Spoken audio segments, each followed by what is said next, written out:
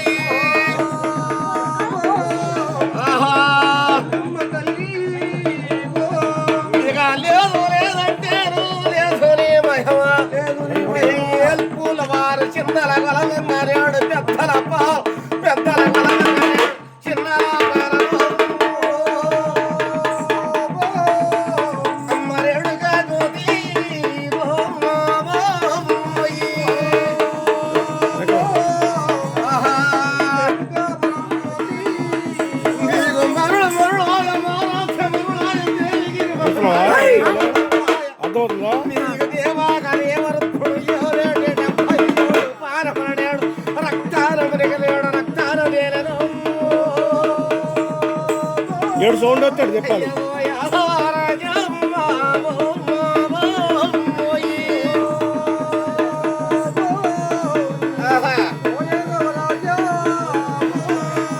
ఏమండి మహానుభావులు సత్యం గారు, మరి యాదవ చరిత్ర చెప్పుకుందామా అమ్మవారి చరిత్ర చెప్పుకుందామా?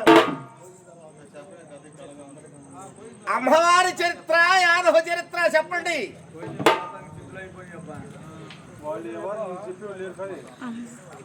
కట్ చేసేవా? అమ్మవారిదే చెప్పేదా? మంచి మళ్ళీ తర్వాత మధ్య ఆపడానికి వీల్లేదు. నాకు తెలుసు. యాదవ పురాణం ఆపి అమ్మవారి చరిత్ర. గౌతమ బ్రహ్మకు 5 కుమారులు.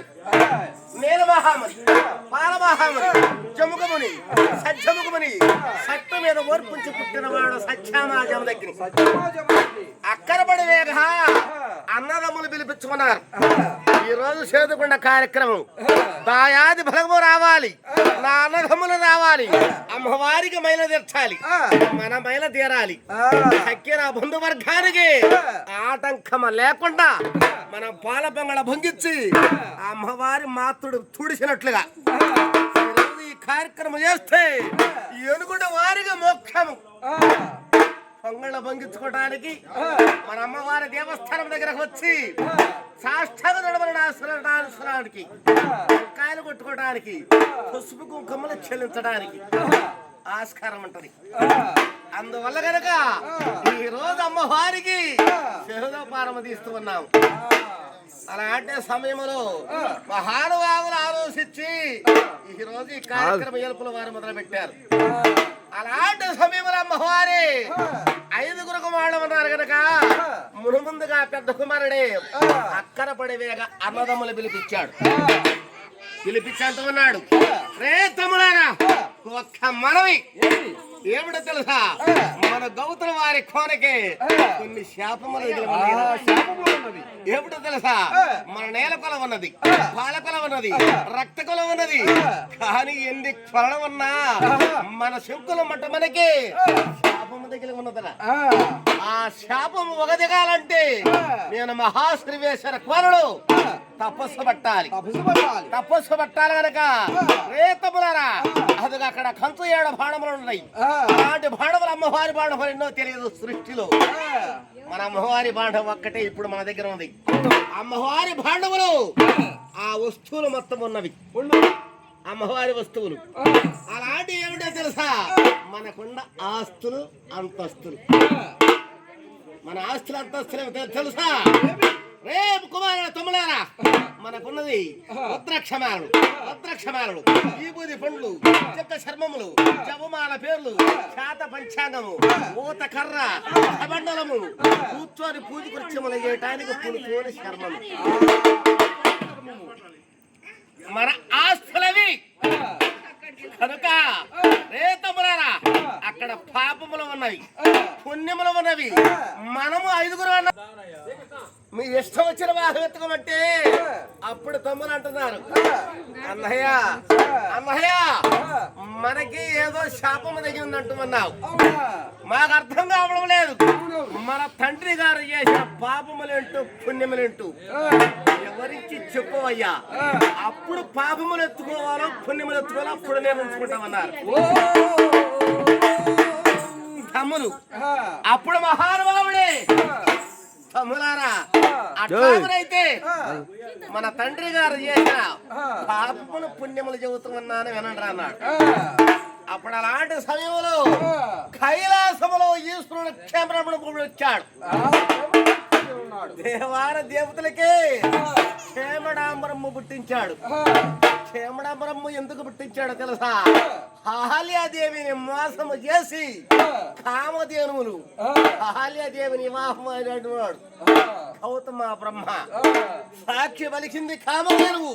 అవును, ఆ కామధేనువు సాక్షి ప్రకారంగా మనం ఇచ్చి వివాహం చేశాం గౌతమ బ్రహ్మకు. కానీ అలనాటి నుంచి ఇలనాటి వరకు వెళ్ళిన వారు ఒక్కరు లేరు. కానీ అక్కడ పాపం ఏమిటో పుణ్యం ఏమిటో తెలియదు. ఎక్కడ నేను కైలాసంలో క్షమణమును పుట్టితే దేవాన దేవతలు కూడా అన్నము లేక అమృతము లేక హలో హలో అని అలమటించి ఆ గౌతమ బ్రహ్మ ఆశ్వర దగ్గరికి చేరాలి. ఈశ్వరుడు ఆలోచించాడు. ఆ గౌతమ బ్రహ్మ ఆశ్వరం దగ్గరికి వెళితే ఆ గౌతమ బ్రహ్మ పాపము చేస్తాడో పుణ్యము చేస్తాడో. అమ్మవారిని బాగానే చూసుకుంటున్నాడు. 4 వేళ్లకు బాగానే చూసుకుంటున్నాడు. కానీ తాగి వచ్చిన పోటే తంతాడు. అప్పుడు దాకా బాగానే చూసుకుంటున్నాడు. ఈ తన్నులు తిన్న అమ్మాయి పచ్చేళ్ళకి పోయి చెప్పుకుంటుందంట. ఎట్టా ఎన్నడ కొట్టన్నా అమ్మ కూడమ్మ